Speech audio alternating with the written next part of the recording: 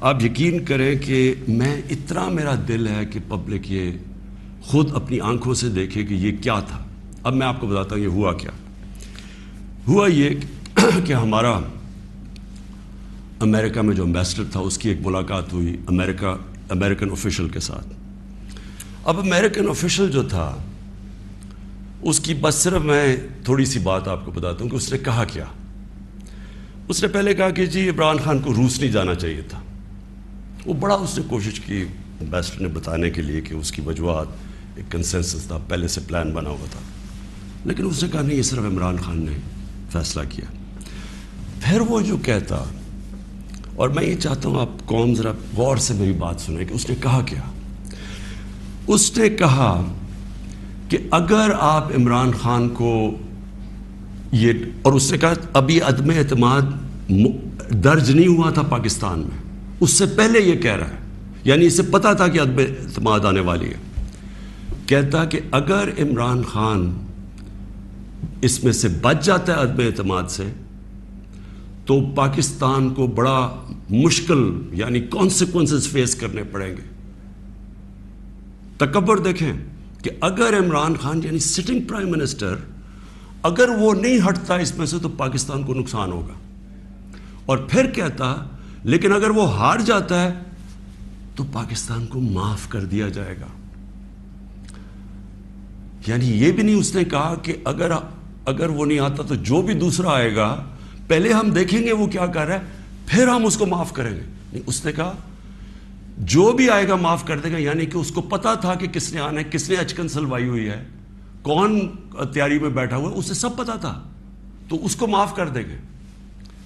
اب میں آج آپ کے سامنے جو یہ میں اصل میں جو بات کرنا چاہتا ہوں وہ یہ ہے کہ دیکھیں ہم 22 کروڑ لوگ ہیں.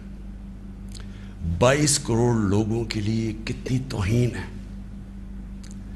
کہ ایک حکم دے رہا ہے 22 کروڑ لوگوں کے الیکٹڈ سربراہ کو. وہ پتہ نہیں وہ کس کو حکم دے رہا ہے, کیونکہ میں تو چیف ایگزیکٹو ہوں, مجھے نہیں دے رہا. وہ کسی کو کہہ رہا ہے کہ اگر یہ آپ کا پرائم منسٹر بچ جاتا ہے تو آپ کو فیس کرنے پڑیں گے کانسیکوینسز. اور پھر کہتا ہے کہ اگر یہ ہٹ گیا تو معاف کر دیں گے ہم آپ کو. میں صرف آپ کو یہ کہنا چاہتا ہوں کہ میرے پاکستانیوں, اگر ہم نے اس طرح ہی زندگی گزارنی ہے تو ہم اپنے آپ سے سوال پوچھیں کہ ہم آزاد ہوئے کیوں تھے. ہم کیوں 23 مارچ کو سیلیبریٹ کرتے ہیں, ہم کیوں جناب 14 اگست کو بڑا جشن بناتے ہیں. اگر ہم نے اسی طرح رہنا ہے کہ باہر سے حکم آ رہا ہے کہ جی آپ نے اگر اس کو نہ ہٹایا, اور پھر ہوتا کیا کہ وہ شروع ہو جاتی ہے ایک دم ہمارے لوگ جانے شروع ہو جاتے ہیں. ہمارے جو اپنی پارٹی کے ایک دم پتہ چلتا ہے جی, ان کو ایک دم پتہ چلا کہ وہ تو جی تحریک انصاف تو بڑی گورنمنٹ بہت ہی بری ہے جی, عمران خان کی ساری برائیاں ان کو پتہ چل جاتی ہیں, اور وہ سارے ادھر اور ان کو بند کرنا شروع کر دیتے ہیں سندھ ہاؤس میں, اور وہ سارے ایک دم سارا ڈرامہ شروع ہو جاتا ہے. میڈیا کے اندر بھی پیسہ چل رہا ہوتا ہے. میڈیا کی یعنی میڈیا کو بھی شرم نہیں آئی کہ ایک لوگ پارٹی کے ٹکٹ پہ الیکٹ ہو کے دوسری پارٹی میں جا رہے ہیں, سب کو پتا ہے پیسے لے, وہ بھی اس کی سپورٹ کر رہا ہے, بڑا جشن بنایا جا رہا ہے جی وہ گورنمنٹ گر رہی ہے, یعنی جس طرح کوئی بہت بڑا کارنامہ ہو گیا یہ. اور پھر ہمیں آہستہ آہستہ چیزیں پتہ چلنا شروع ہوتی ہیں. پتہ یہ چلتا ہے کہ ان کے ڈپلومیٹس, امریکہ کے ڈپلومیٹس ہمارے لوگوں سے مل رہے ہیں چند مہینے پہلے. میرے اپنے 2 آ کے, ایک میرا کے پی کا منسٹر عاطف خان, وہ مجھے بتاتا ہے کہ ہماری شندانہ ہماری ایم این اے ہے, وہ کہتے جی ہمیں امریکن ایمبیسی میں بلا کے انہوں نے باقاعدہ کہا کہ یہ عدم اعتماد آنے لگی ہے عمران خان کے اوپر, اور ان سے بڑی لمبی یعنی چند مہینے پہلے ان کو پتا تھا کہ آ رہی ہے عدم اعتماد. تو آہستہ آہستہ پتہ چلا کہ یہ تو پورا پلان بنا ہوا تھا, تو یہ پوری اسکرپٹ چل رہی تھی یہاں. تو میں پھر اپنی قوم سے یہ کہنا چاہتا ہوں کہ دیکھیں یہ ضروری ہے ہم سب کے لیے فیصلہ کرنا کہ ہم کیا چاہتے ہیں. ہم ایک آزاد قوم بننا چاہتے ہیں, خوددار قوم بن کے رہنا چاہتے ہیں, یا اس طرح کے غلام چاہتے ہیں. اور کس طرح کے غلام, کیوں ان کو پتا تھا کہ جناب شیروانی سلائی ہوئی ہے شہباز شریف نے, اس نے باقاعدہ میسیجنگ کی, اس نے کہا جناب بیگرز آر ناٹ چوزرز. ان کو میسج کہ جی جو مقروض ملک ہوتا ہے اس کو غلامی کرنی پڑتی ہے. Beggars are not choosers. وہ دوسرا ان کا منسٹر بھیجتا ہے جی ہم تو لائف سپورٹ مشین پہ ہیں, تو وہ تو جب امریکہ چاہے بند کر دے, یعنی ہم تو ہیں غلام.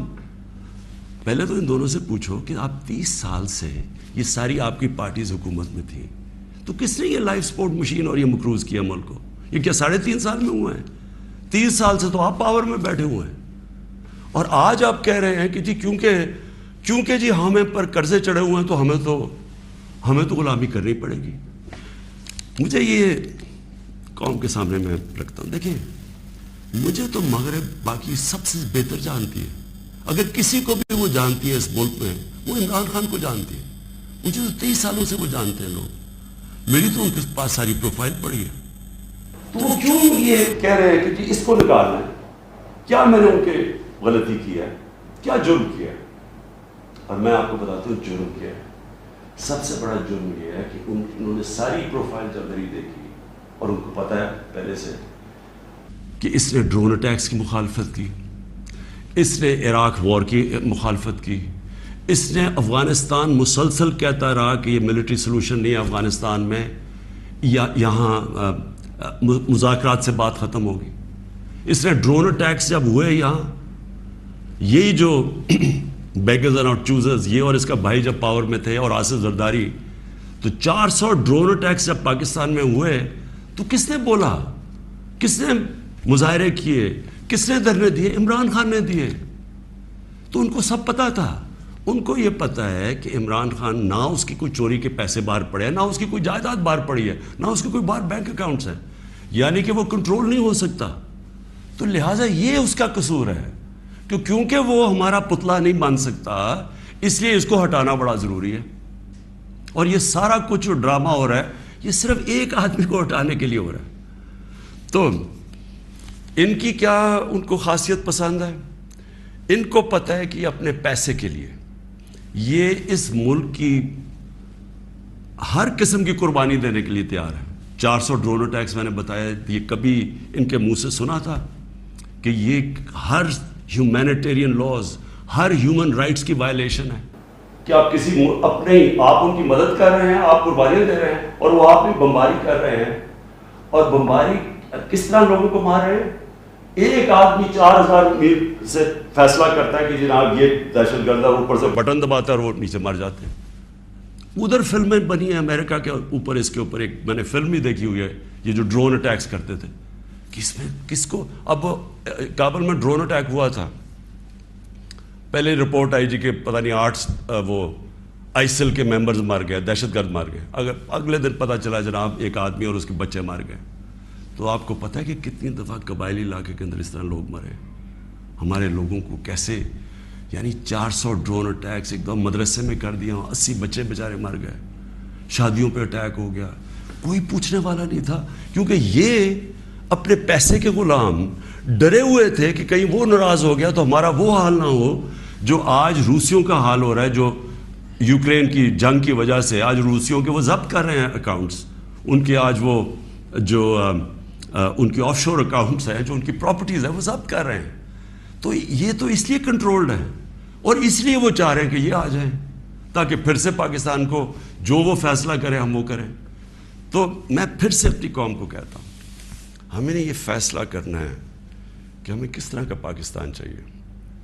میں آپ کو آج مجھے افسوس اور تکلیف بھی ہوتی ہے کہتے ہوئے, ہمارے ساتھ ہی ہندوستان آزاد ہوا تھا. میں ہندوستان بھی باقیوں سے بہت بہتر جانتا ہوں, میری دوستیاں بھی تھیں, کرکٹ کی وجہ سے بڑا مجھے رسپیکٹ بھی ملا, پیار ملا. میں میری لوگوں سے وہاں واقفیت بھی بڑی ہے. مجھے بڑا افسوس ہے کہ یہ صرف ایک RSS کی آئیڈیالوجی کی وجہ سے اور یہ جو کشمیر میں انہوں نے کیا ہے اس کی وجہ سے ہمارے تعلقات نہیں ہیں. لیکن میں آپ کو یہ کہہ دوں کہ وہ ایک بڑے خوددار قوم ہے. کبھی کسی کی جرت نہیں ہے کہ وہاں اس طرح کی بات کریں. کسی سپر پاور کی جرت نہیں ہے کہ وہاں یہ بھی تصور کر دیں کہ جناب